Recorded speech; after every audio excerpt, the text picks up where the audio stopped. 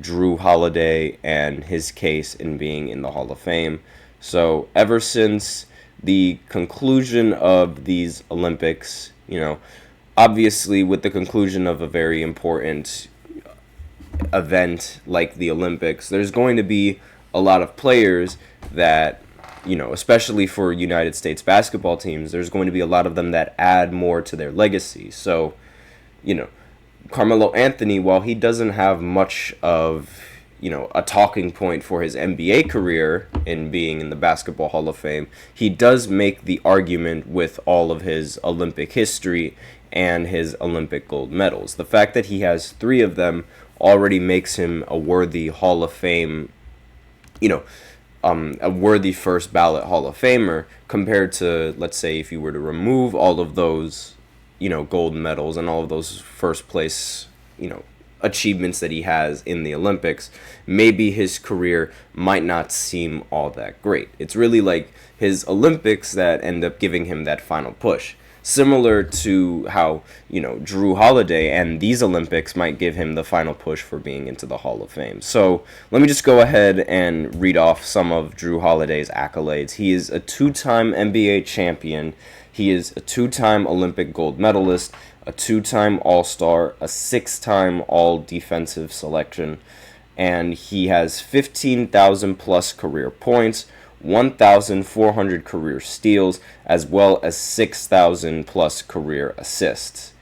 And, that just begs the question, does Jrue Holiday belong in the Hall of Fame?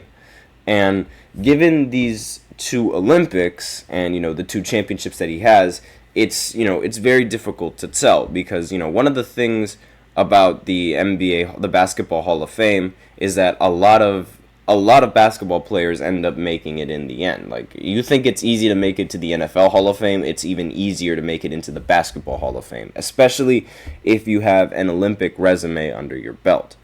But according to this article, now that the dust has settled on the 2023-24 National Basketball Association season, with the Boston Celtics winning the NBA Finals, discussion on some of the best players have started.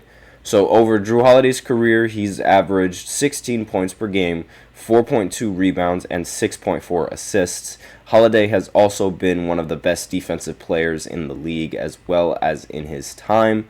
And, defense at the point guard position has sort of been a lost art. Like, you don't really see that many guards now, be heavily focused on the defensive side of the ball as much as you were to find them, in the 80s or in the 90s, right?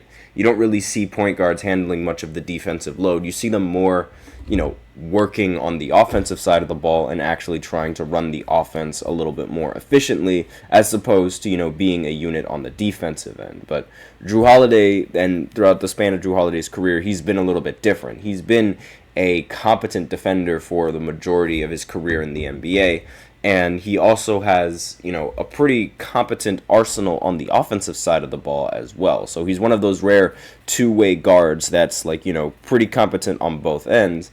And he wins. Like, he's been part of winning teams for, not just one time in his career, but multiple times in his career. Like, apart from recently winning with the Boston Celtics, he's won with Giannis Antetokounmpo on the Bucks, was arguably the second option on that team, and, won a championship when nobody really expected them to win a championship. I mean, at that time, you would think that, maybe the Lakers or maybe the Brooklyn Nets would end up winning. You wouldn't think that the Milwaukee Bucks would end up winning the championship. It was one of those rare occurrences where it was like the favorite to end up winning the finals ended up being a completely different team in the end as opposed to the team that everyone was rooting for from the start.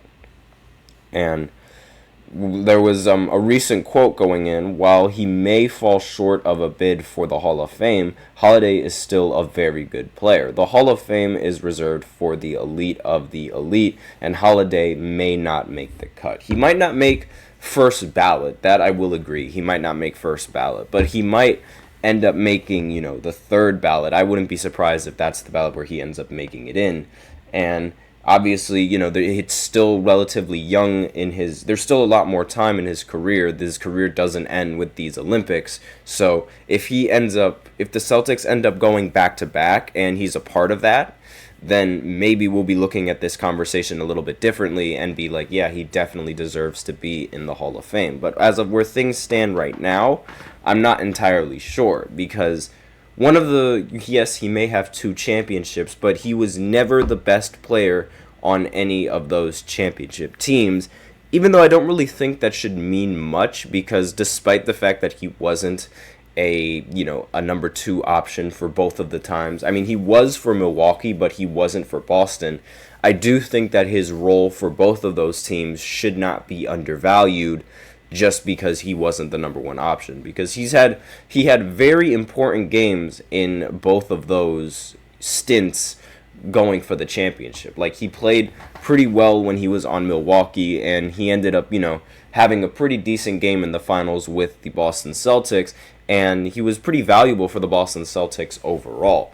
And I don't think, your performance has to be, at least top 2 on your team in order for that ring to even be considered in your career, because there are a lot of players that have multiple championships, but whether or not they're Hall of Fame talent is still something to be desired. That's not really.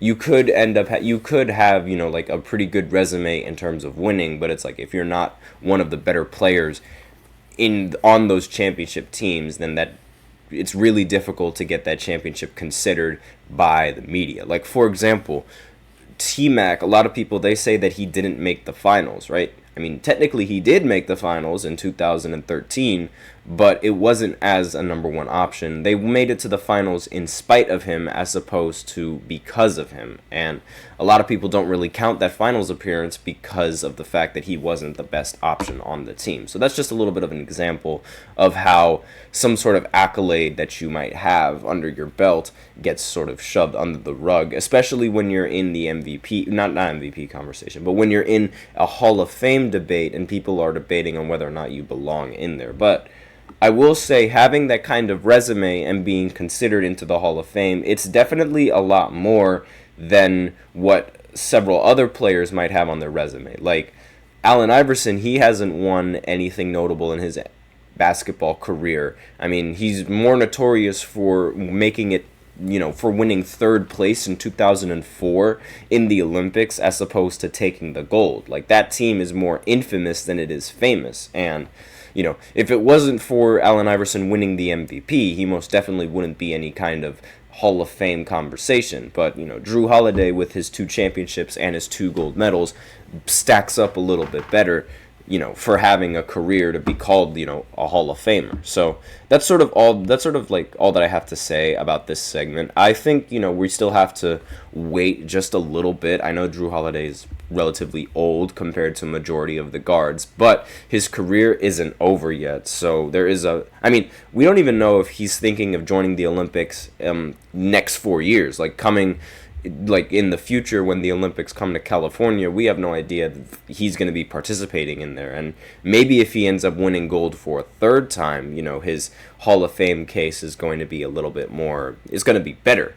But that's sort of all that I have on this first segment. So now I will go ahead and go into the second segment where I talk about the top 10 point guards going into this next NBA season right after this short break. So be sure to stay tuned. I feel like I'm losing my mind. Is everybody in the world blind? Please, Lord, give me a sign, a sign.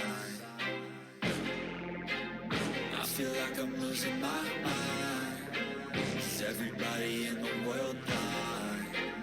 Please, Lord, give me a sign, a sign. I wanna be the greatest. Everybody on the fake shit. I look around and feel like everybody is the fakest. I make this every day and I'm impatient, hoping one day I blow up from the basement. Statement, the top is so vacant. I don't hear shit that I think is amazing. Waiting for my day when I'm playing sold out shows for 1,000 faces. Hey, give me that crown. Get in my way and to be put down. It ain't your place, all this my town. If I want that shit, then I'll get it right now. I'm losing it, the noose it fits. I'm losing shit, a stupid myth. You choose to live or choose to dip. You choose to fight or lose your grip and lose a gift. Oh. feel like I'm losing my mind. Is everybody in the world blind? Please, Lord, give me a sign, a sign.